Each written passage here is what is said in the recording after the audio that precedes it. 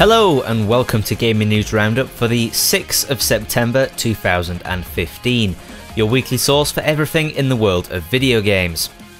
We got two release dates for upcoming games this week, the first of which belongs to Uncharted 4. The PS4 exclusive will hit shelves and digital download services on the 18th of March 2016. On top of this news, there was also news that Uncharted 4 would be getting a single player DLC at some point in its lifetime. So if you're a fan of Nathan Drake's story and you don't manage to get your fill from the base game of Uncharted 4, Naughty Dog have got your back.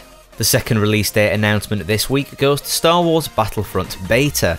The beta will be available to download as of early October, and just like the Battlefield betas that have preceded Battlefront in the past, it will be available to all players for free with no regard as to whether they have pre-purchased the game or not. So it's a good job well done on that front. However, on the dark side of the force this week, DICE said that there will be no server browser within Star Wars Battlefront, and instead there will be a skill-based matchmaking system in its place. This got a large portion of the community upset, although there are the pros and cons to the system.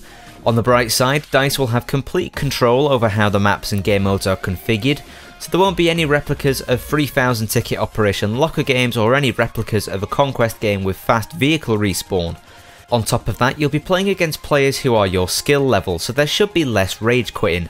Although I say that with caution because it really depends on how this skill system is measured. If it's based on hours played, it will be inaccurate. If it's based on kills, it will be inaccurate. And if it's based on rank, it will definitely be inaccurate. So it would have to be based on something like what we have in the Battlefield games, where we have a skill slider that's affected by a number of factors, like objective point, kill-death ratio, and a variety of others. On the downside to this system though, it means it's going to be very difficult to play with large groups of people due to the party size limitations of 8 people.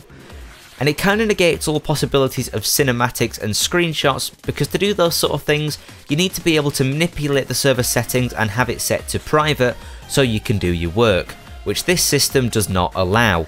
So whilst it gets rid of the badmins, it limits the community in a very big way. I'll leave you to make your own mind up on this one.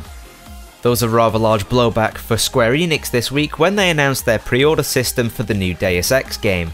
Dubbed Augment Your Pre-Order, a tier system was proposed where if more people pre-ordered the game, you would unlock a new item once a certain prerequisite number of orders were reached. At the time of writing this, the current like to dislike ratio on that trailer is about 26,500 dislikes to 350 likes.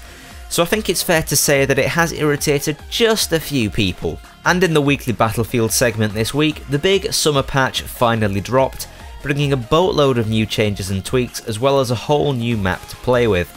The Graveyard Shift map is a nighttime variant of Zavod 311 and allows for a change in tactics for those who wish to give it a go. Providing I can find enough time during this week, I do plan to bring a video going over what I think about the night maps, so make sure you subscribe for that if you're interested. There were many more changes made to the game, and I'll leave a link to the official patch notes down below for you to have a flick through if you so desire. And that's it for this week. Don't forget to leave a like and subscribe, and follow me over on Twitter at MajorMeteor for more of me. I'll catch you in the next one.